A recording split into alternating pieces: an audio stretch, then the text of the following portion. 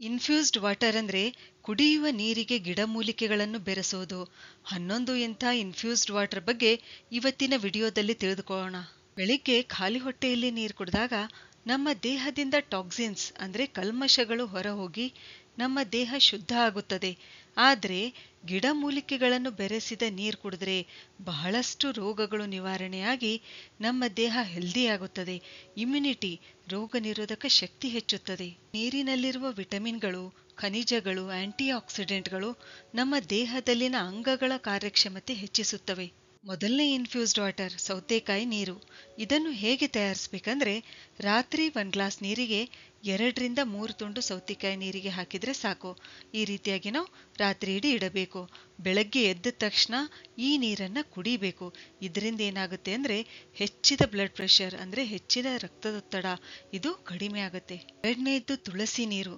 ಇದು ಕೂಡ ಏನಂತಂದ್ರೆ ರಾತ್ರಿ 1 ಗ್ಲಾಸ್ ನೀರಿಗೆ ಸ್ವಲ್ಪ ತುಳಸಿ ಎಲೆಗಳನ್ನ ಹಾಕಿ ಇಡಬೇಕು. ಬೆಳಿಗ್ಗೆ ಖಾಲಿ ಹೊಟ್ಟೆಯಲ್ಲಿ ಈ ನೀರು ಕುಡಿಬೇಕು. ತುಳಸಿ ಆಂಟಿಬಯೋಟಿಕ್ ಗುಣ ಹೊಂದಿದೆ. ಜ್ವರ, ನೆಗಡಿ ಬರಲು ಬಿಡಲ್ಲ. ಗಂಟಲು ನೋವು ಇದ್ರೆ ಕೂಡ ಅದನ್ನು ಇದು ಕಡಿಮೆ ಮಾಡುತ್ತೆ. ಇದು ಆಂಟಿ ಇನ್ಫ್ಲಮೇಟರಿ ಗುಣ ಕೂಡ ಹೊಂದಿದೆ. ಹೃದಯ ಸಮಸ್ಯೆಗಳ ಅಪಾಯ ಕಡಿಮೆ ಮಾಡುತ್ತೆ. ಮೂರನೆಯದ್ದು ಬಾರ್ಲೆ ನೀರು.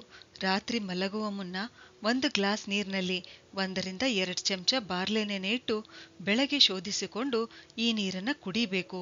ಇದರಲ್ಲಿರ್ತಕ್ಕಂಥ ಬೀಟಾ ಗ್ಲೂಕೇನ್ ನಮ್ಮ ದೇಹವನ್ನು ಕ್ಲೀನ್ ಮಾಡುತ್ತದೆ ಮತ್ತು ಕೊಲೆಸ್ಟ್ರಾಲ್ ಲೆವೆಲ್ ಅನ್ನು ಕಂಟ್ರೋಲ್ ಮಾಡುತ್ತೆ. 4ನೇದ್ದು ಪೈನಾಪಲ್ ನೀರು. ಕೆಲವು ಪೈನಾಪಲ್ನ ತುಂಡುಗಳು ರಾತ್ರಿ ನೀರಿನಲ್ಲಿ ಹಾಕಿಡಬೇಕು. ಬೆಳಗ್ಗೆ ಖಾಲಿ ಹೊಟ್ಟೆಯಲ್ಲಿ ಈ ನೀರು ಕುಡಿಬೇಕು. ಪೈನಾಪಲ್ನಲ್ಲಿ ಬ್ರೊಮೆಲೇನ್ ಎಂಬ ಕಿಣ್ವ ನಮ್ಮ ಜೀರ್ಣಕ್ರಿಯೆ ಸುಧಾರಿಸುತ್ತೆ ಮತ್ತು ಇನ್ಫ್ಲಮೇಷನ್ ಅಂದ್ರೆ ಉರಿಯೂತ ಕಡಿಮೆ ಮಾಡುತ್ತೆ. ಮೆಂತ್ಯ ನೀರು. ರಾತ್ರಿ 1 ಗ್ಲಾಸ್ ನೀರಿನಲ್ಲಿ ಅರ್ಧ ಚಮಚ ಮೆಂತೆ ಕಾಳು ಹಾಕಿಡಬೇಕು. ಬೆಳಗ್ಗೆ ಖಾಲಿ ಹೊಟ್ಟೆಯಲ್ಲಿ ಈ ನೀರು ಕುಡಿದು ಮೆಂತೆ ಕಾಳು ಕೂಡ ತಿನ್ಬೇಕು. ಮೆಂತೆ ಬೀಜ ಕಹಿ ರುಚಿ ಹೊಂದಿದ್ರು ಆಂಟಿ ಆಕ್ಸಿಡೆಂಟ್ಸ್ಗಳಿಂದ ಸಮೃದ್ಧವಾಗಿದೆ ಮತ್ತು ಆಂಟಿ ಇನ್ಫ್ಲಮೇಟರಿ ಗುಣ ಕೂಡ ಹೊಂದಿದೆ. ಮಧುಮೇಹಿಗಳಿಗೆ ರಕ್ತದಲ್ಲಿನ ಸಕ್ಕರೆ ಮಟ್ಟ ನಿಯಂತ್ರಿಸಲು ಸಹಾಯ ಮಾಡುತ್ತೆ. ಈ ನೀರು ಜೀರ್ಣಾಂಗ ವ್ಯವಸ್ಥೆಯನ್ನು ಸುಧಾರಿಸಿ ವೇಟ್ ಲಾಸ್ಗೆ ಅಂದ್ರೆ ತೂಕ ಕಳೆದುಕೊಳ್ಳಲು ಕೂಡ ಸಹಾಯ ಮಾಡುತ್ತೆ. 6ನೇದ್ದು ತ್ರಿಫಲಾ ನೀರು.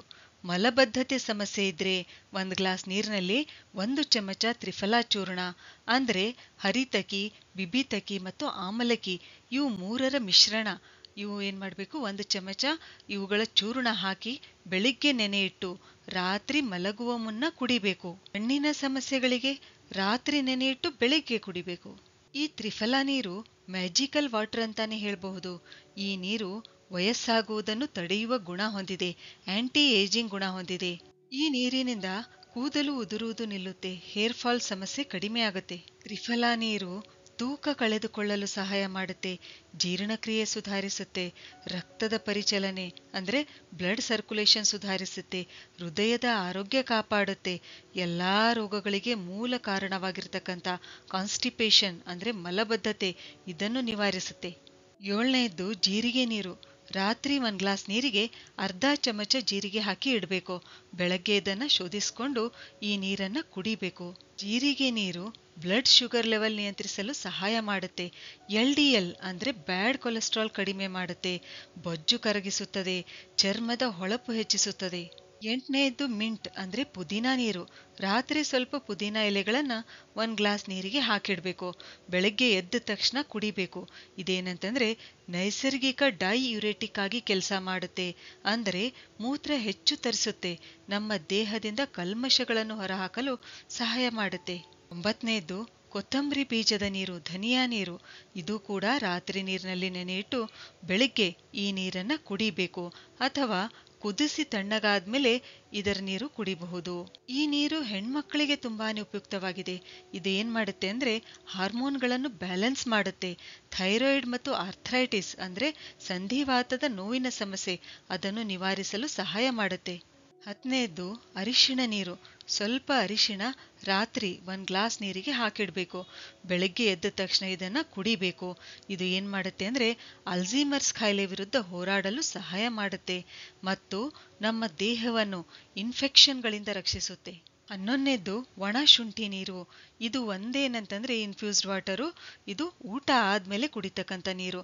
ಚಿಟಿಕೆ ಶುಂಠಿ ಪುಡಿ ನೀರಿಗೆ ಸೇರಿಸಿ ಊಟ ಆದ್ಮೇಲೆ ಕುಡಿದ್ರೆ ಜೀರ್ಣಕ್ರಿಯೆ ಸುಧಾರಿಸುತ್ತೆ, ಮೆಟಾಬಾಲಿಸಮ್ ಅಂದ್ರೆ ಚಯಾಪಚಯ ಹೆಚ್ಚುತ್ತೆ.